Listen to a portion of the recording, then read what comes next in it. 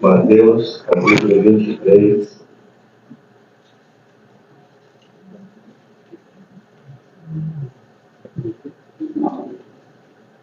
Nós vamos ler versículo 37. Mateus, capítulo 23, versículo 37. São palavras do Senhor Jesus.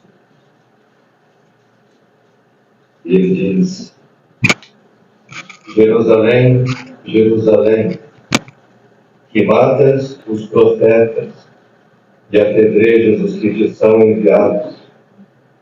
Quantas vezes quis eu ajuntar os teus filhos, como a galinha ajunta os seus pintos debaixo das asas, e tu não quiseste. É só isso que vamos ler, e que Deus nos abençoe e nos ajude. Então nós chegamos à nossa penúltima chamada dupla, não mais para indivíduos, mas agora para uma nação inteira. Pois nós estamos considerando que, sendo Jerusalém a capital da nação de Israel, Deus então está querendo falar com a nação inteira. É uma chamada dupla para toda a nação. Nós sabemos que Jerusalém foi a cidade escolhida pelo único e verdadeiro Deus para colocar sobre ela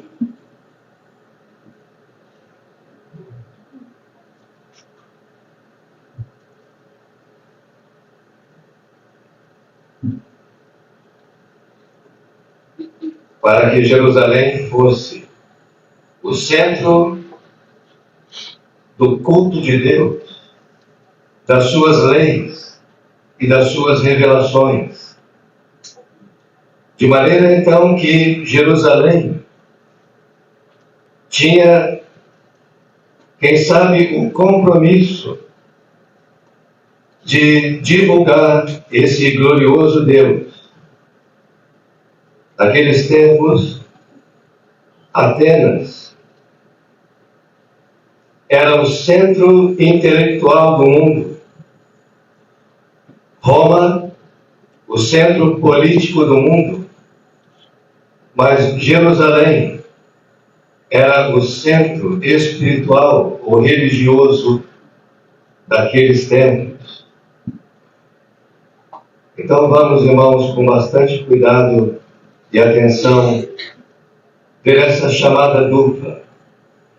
Mas se nós olhássemos o contexto do capítulo que nós lemos, nós vamos perceber que esta chamada dupla para Jerusalém, ela acontece no final de advertências do Senhor Jesus Cristo, de sérias advertências dele para com os escribas e fariseus. E ele vai pronunciar para esta gente 8 ais. Ai de vós. E ele vai pronunciar isso 8 vezes. E ele termina esse discurso duro com esta grande lamentação sobre Jerusalém. Jerusalém, Jerusalém, que mata os profetas, e assim por diante. Seria interessante se nós pudéssemos fazer uma comparação com o livro de Isaías, capítulo 5 e capítulo 6. E nós vamos perceber naqueles capítulos que o profeta Isaías também fala de maneira dura aos habitantes de Jerusalém e homens de Judá. E ele vai pronunciar também 8 ais. 7 ais no capítulo 5 e 1 ai no capítulo 6. Ai dos que? 7 vezes no capítulo 5. Mas quando chega no capítulo 6, quando Isaías vê o trono de Deus, o grande rei dos reis, assentado no trono, ele profere um ai. Não mais para os outros, mas para si mesmo. Ai de mim, que vou perecendo, porque os meus olhos viram o rei. E ele diz: eu que sou um homem de lábios impuros, e habito no meio de um povo de impuros lábios. A diferença dessas comparações com Isaías é o fato de que o Salvador pode pronunciar 8 ais dirigido a homens, pois aqui está a única pessoa de lábios puros que habitava no meio de um povo de impuros lábios. Dele, o apóstolo Pedro, um homem que nós já consideramos muito atirado, de muita atividade, de muita atitude, ele testemunhou: Cristo nunca cometeu pecado. O apóstolo Paulo, talvez uma das mentes mais brilhantes que o mundo já conheceu, disse do Senhor Jesus Cristo: ele não conheceu pecado. E o apóstolo João, talvez um dos poucos que teve o privilégio de encostar a sua cabeça bem junto ao coração do Senhor Jesus, podia dizer: nele não há pecado. Mas Jerusalém cometeu pecado. Ela tinha pecado. Ali estava um povo de lábios impuros, e o Salvador estava entre essa gente. Então, irmãos, eu quero pensar rapidamente no assunto que para mim é importante, embora nós temos que levá-lo com muito cuidado, porque nós não temos todas as informações. Mas baseados nessas informações que a Bíblia mesmo confirma, Cristo nunca pecou. Era impossível ele pecar, porque ele não foi gerado como nós, vindo de carne e sangue. Ele encarnou. Nós viemos ao mundo gerado dos pais e herdamos natureza pecaminosa, herdamos virtudes ruins, se podemos dizer assim, mas Cristo encarnou. Deus se manifestou em carne, não tinha pecado. Era impossível ele pecar. E eu quero que você acompanhe comigo a vida toda dele, sem pecado. Nós não estamos falando do ministério público do Senhor Jesus Cristo depois dos 30 anos, mas nós estamos agora querendo ver aqueles anos ocultos, que a Bíblia não nos dá muitas informações, mas nós vamos, com muita cautela, na verdade, vamos tentar imaginar como foi a vida do Senhor Jesus Cristo, lá em Nazaré, por exemplo.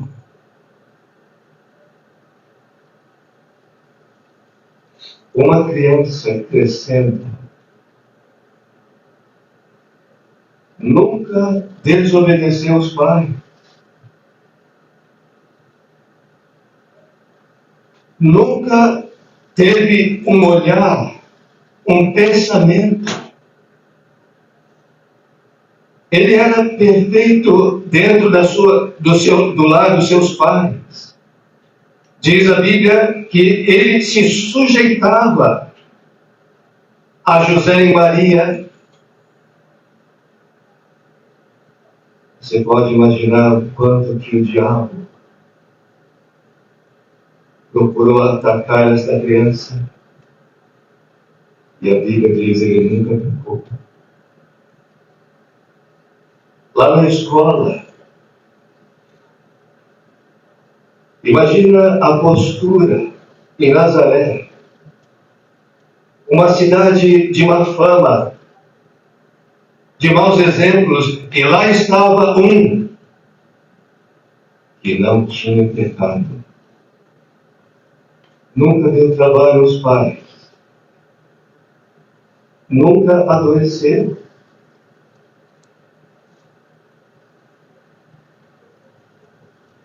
E deixa eu falar mais. Ninguém na casa de José e Maria ficariam doentes com o Senhor Jesus ali. Você está imaginando muito. Eu estou falando o que eu sinto. Naquela casa, ninguém morreria com o Salvador ali. Sendo ele luz, dissipa as trevas. Sendo ele a vida, a morte não pode tocar. Nem nele, e nem naqueles que estão com ele. Sabe por que eu estou dizendo isso? Porque quando ele completou 30 anos, ele vai sair para o seu ministério público e lá na cruz ele vai falar com uma mulher viúva, Maria. Acredito eu que nesse intervalo da saída do Senhor Jesus Cristo até a cruz, a morte alcançou José. Mas não quando o Salvador estava naquela casa. Só quando saiu. Eu estou querendo apenas colocar esses pensamentos, porque há algo ainda mais precioso para nós. Lá sobre a cruz, pregado no madeiro, a morte estava rodando, sondando, mas bem longe dali. Ela não podia atacar o autor da vida. Só poderia chegar quando fosse a hora. Não antes disso. Se aquela crucificação, eu vou dizer isso com muita reverência, para que você possa compreender o que nós estamos querendo passar. Se aquela crucificação durasse um mês, ninguém morreria naquele Calvário. A morte não podia tocar no autor da vida. Então, irmãos, deixa eu falar uma coisa que eu ouvi alguns anos atrás e eu tomei aquilo como uma coisa muito preciosa para mim. O Salvador habita conosco. E enquanto as nossas vidas forem úteis para Ele, somos imortais. Imortais. Se estamos vivos aqui hoje, é porque estamos ainda em condições de utilidade para Ele. Então nós chegamos na chamada dupla para Jerusalém. Jerusalém, a capital de Israel. Vocês vão perceber comigo que o Senhor Jesus, quando faz essa chamada, nós vamos ver uma divisão. Eu sempre, quando ouvia essa passagem, eu pensava que era uma palavra duríssima, diretamente e só para Jerusalém. Jerusalém que matas, Jerusalém que apedrejas. Eu quis ajuntar-te como a galinha faz com os pintos, mas vós não quiseste. Mas é diferente. Ele diz assim: Jerusalém, Jerusalém, que matas os profetas e apedrejas os que te foram enviados. Quantas vezes a graça é sempre abundante, ela nunca é singular, ela é sempre plural. Quantas vezes quis eu ajuntar os teus filhos?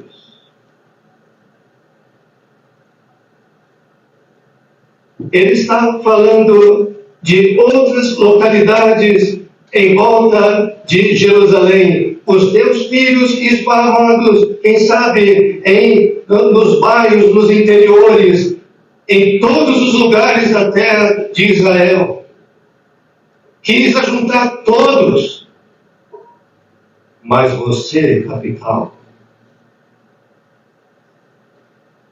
não quiseste. A capital desprezou o Filho de Deus. As pontas também não vieram junto. Mas o que é isso?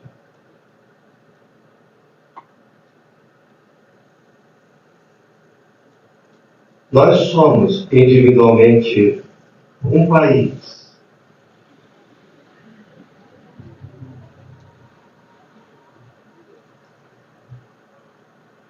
Num certo sentido, governamos os nossos atos.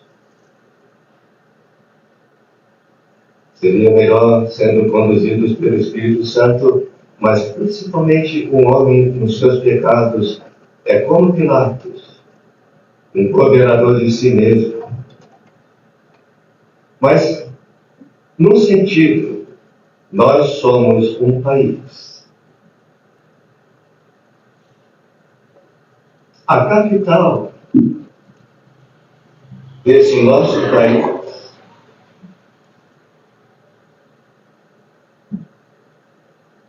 o nosso coração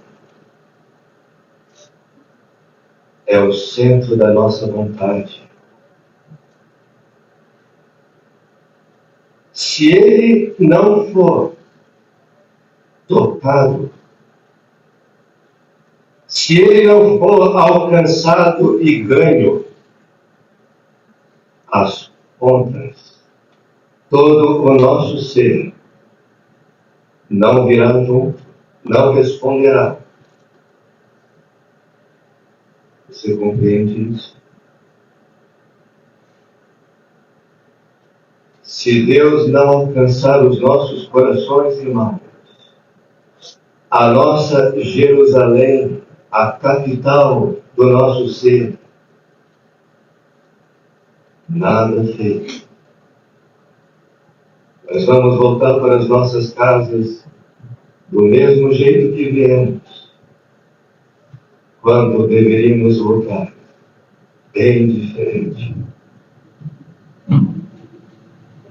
O Salvador, então, está querendo trazer para si aquela gente para debaixo das suas asas. Eu quero pensar nisso rapidamente em dois aspectos. Primeiro, aquela convocação para o incrédulo. Vamos pensar rapidamente sobre isso. Meu amigo, quantas vezes Deus tem te chamado? Eu estava lembrando de um trecho que diz que o Senhor Jesus falando: a quem compararei esta geração? Elas são como aqueles meninos nas praças que dizem uns para os outros: tocamos-vos flautas e não dançastes, cantamos-vos lamentações e não chorastes. A pregação do Evangelho é assim. É uma mensagem dura para o pecador, a ponto de que ele deve se lamentar, ao mesmo tempo que é uma nota doce. Há salvação e ele pode se alegrar. Quantas vezes quis o Senhor Jesus salvar você?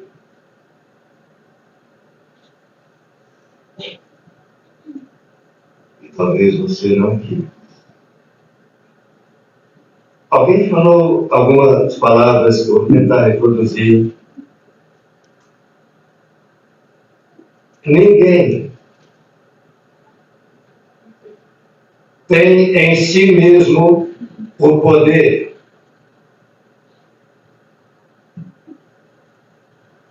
de ter a vontade ou de estimular uma vontade para crer no Senhor Jesus Cristo e seguir o seu caminho. Porém, todo homem tem na sua natureza a vontade de rejeitar a Cristo e seguir os seus próprios caminhos. E se por fim essa pessoa for lançada no inferno, tão somente ficará comprovado que a causa dessa ruína foi a sua vontade. Ele diz mais: a salvação de um homem, se salvo, deve-se inteiramente a Deus. A condenação de um homem, se perdido, deve-se inteiramente a si próprio. Porque o Salvador está dizendo: quantas vezes quis eu, mas vós não quiseste. Eu acho que eu posso contar uma história agora. Estava brincando com meu netinho, Daniel, mais velho, me chama de Dandan. Nós estamos agora já, depois de 3 dias não é mais visita, então nós vamos colocá-los também na intimidade da minha família. Daniel, chamamos ele de Dandan. Peguei um dia lá no Rio Grande do Sul, e aqueles parquinhos que tem brinquedos se chamam de parquinho de praça. É parquinho? Não. Assim, a gente conhece o parquinho, né? Tem aquele casado, o brinquedinho. Eu levei ele para lá. Vamos lá, ficamos lá uma tarde bem proveitosa, um pouco netinho, gostoso. E ele entrava no parquinho, tinha 2 anos. Então ele não tinha aquela habilidade para subir as escadas, sabe? Aquela certa dificuldade de criança ainda bem pequena.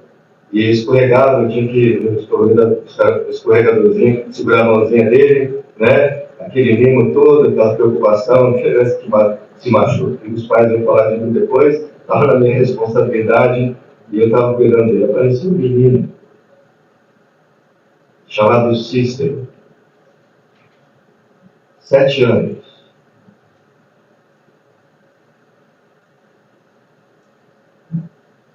Se juntou a nós. Enquanto Daniel ia subindo a escada, o menino ia pelo corrimão, em pé, pulava do outro lado.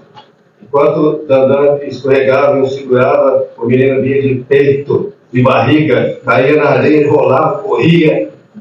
Aí tinha um túnel, esses túneis fechados, e eu falei, vem Dandan, desce aqui. Aí antes dele vir, aparece o Cícero e de barriga, e vem, cai na areia, corre. Aí aconteceu o que eu temia. Dandan virou para mim, desce Dandan, igual o Cícero. Igual o Cícero. Então vem, e veio de barriga. Disse para ele para não cair na areia, mas ele não queria saber de outra coisa. Olha, foi difícil depois. Mas, até que o Cícero falou, vou embora. Eu não vou falar o que eu pensei. Mas, tchau, Cícero. É aquele, tchau, Cícero. Aí eu falei, Dandan, dá tchau pro Cícero que ele vai embora, ele tem que ir embora para casa dele, dá tchau para ele. Aí eu percebi que não reagiu muito. Ô, Dandan, o Cícero vai ter que ir embora para casa dele, dá tchau para ele. O Cícero parou. Voltou e me chamou. Ei, mas eu não tenho que ir embora para minha casa. Eu vou porque eu quero. Então, amigo, você não tem que ir para o inferno. Você vai porque você quer. O Salvador te chama. Muitas vezes. Mas agora, a chamada, se a gente considerar essa primeira como o pregador do Evangelho chamando o pecador, aquele que Cristo envia, agora nós temos um pastor para chamar os salvos. Isso também é incrível. Chamar os salvos para debaixo das asas do Salvador. Aquele que não vem às reuniões. A vida cristã não se resume a isso, eu sei. Mas faz parte. E o pastor, ou aquele irmão, ou aquela irmã preocupada, vai buscar esses. Perdeu o portão ali. Fui chamar o irmão para ir na reunião. Ele estava sumido das reuniões. Falei, irmão, vamos? Vamos. Vai ser bom? Então, a reunião 7h30, 7h15 eu passo aqui. Para te pegar, para garantir que liga. Não precisa. Tem meu carro aqui na garagem, aqui. Não tem problema nenhum, eu vou com o meu carro. Deixa o carro quietinho. Eu passo aqui, 7h15, e pego o irmão, a gente vai. Não. E ele insistiu nisso. Então, tá bom. Ele não apareceu na reunião. Ele me deu uma tristeza. Mas eu estava pensando naquela passagem dos 10 leprosos. Quando o Senhor Jesus curou 10 leprosos, lembra? Eles de longe clamaram por misericórdia, e o Senhor Jesus então disse: olha, vai se apresentar ao sumo sacerdote, ao sacerdote. E eles foram, e naquilo que eles vão, eles são curados. E um deles, percebendo a cura, voltou para dar glória a Deus. E o Senhor Jesus diz: não foram 10 os que foram curados? Aonde estão os outros 9? É a pergunta mais triste que uma liderança de uma igreja faz. Por exemplo, no dia de ceia. Você deve estar lembrado quando o Senhor Jesus foi instituir a ceia, e diz a Bíblia: e chegada a hora, pôs-se Jesus à mesa, e com ele todos completos, os 12 apóstolos. Que alegria! Todos lá. Eu não estou querendo considerar Judas agora, mas o fato é, todos. E isso trouxe alegria para Cristo. Mas é uma tristeza para Ele, quando nas nossas reuniões temos que ouvir: onde estão os outros 9? Para, irmãos, que você não seja um entre esses 9, que você tome o seu lugar de adoração. E para concluirmos, então,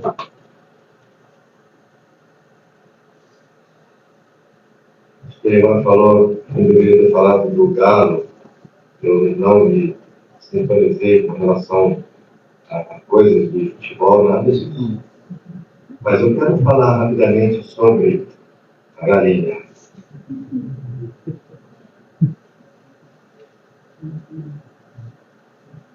Sobre ela. Eu as criei. Eu falei a história para vocês, né? Eu gostava daquilo. Era para mim algo tão prazeroso que se tornou inesquecível para mim. Era a minha brincadeira de criança. Colocar os ovos debaixo de uma galinha e 21 dias depois, você não sabe como eu esperava aqueles 21 dias chegarem. Não tinha Natal, não tinha brinquedo, era o nascimento dos pintos. Aí cedinho eu tomava café, do jeito que eu estava, completou 21 dias, eu ia lá para ver o que aconteceu. Aí era tão lindo quando levantava a galinha e via os ovos picados. E a minha mãe também, que às vezes ela não gostava, batia na mão nossa. Mas ver aqueles ovos com trinco ou com um furinho, e às vezes descobri que na madrugada, onde nasceu, estava debaixo dela, bem seco, lindo. E eu tomava aqueles ovinhos lá e ajudava a descansar. Eu não sei se eu podia fazer, depois vocês que conhecem melhor, fala se eu fiz certo. Eu acho que não fiz, mas eu não apertava. E eu descascava os ovinhos até a metade e jogava embaixo da galinha de novo. Passava algumas horas e ia lá para dar uma olhada e já estava sequinho. E depois do dia terminar, a ninhada toda nasceu. Tão lindo. Quando ela saía com os pintos, era um milagre, um espetáculo. A galinha e os pintos. Você consegue imaginar isso? Eu nunca vi os pintos com o galo. Eu nunca vi. Era sempre com a mãe. Ela indicava um alimento aqui, eles rodeavam o bico dela. Ela chamava para descansar, abria as asas e vinha tudo para debaixo das asas. Que figura é a mãe?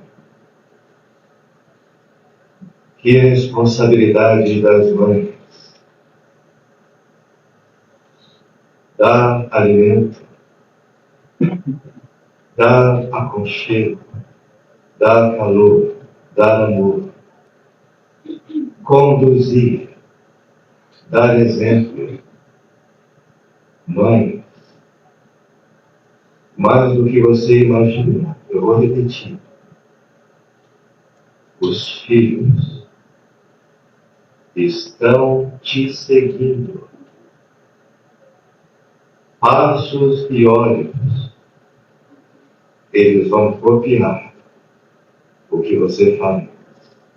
Para onde você vai, eles vão atrás. Aonde você senta, eles estão lá. Aproveite esse tempo em que eles podem ser escondidos debaixo dos teus braços e serem protegidos pelo teu amor. Foi isso que o Senhor Jesus quis fazer com aquela nação, mas eles não quiseram. Que tristeza, que tristeza. Para encerrar,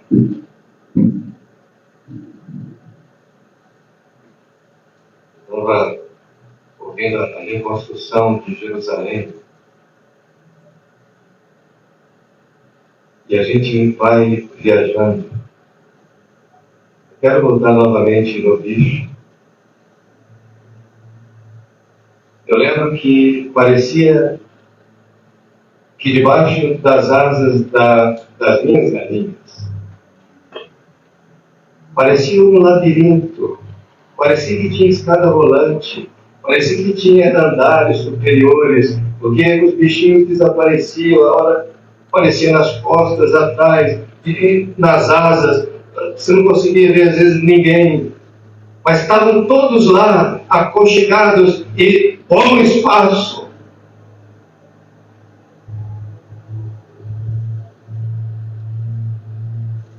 Há um hino muito lindo, e assim eu encerro proferindo esse hino. A cruz, onde Cristo morreu, é um lugar de paz e amor. Para o pecador, ele oferece perdão. Acho que é mais ou menos isso. Mas a estrofe do hino diz: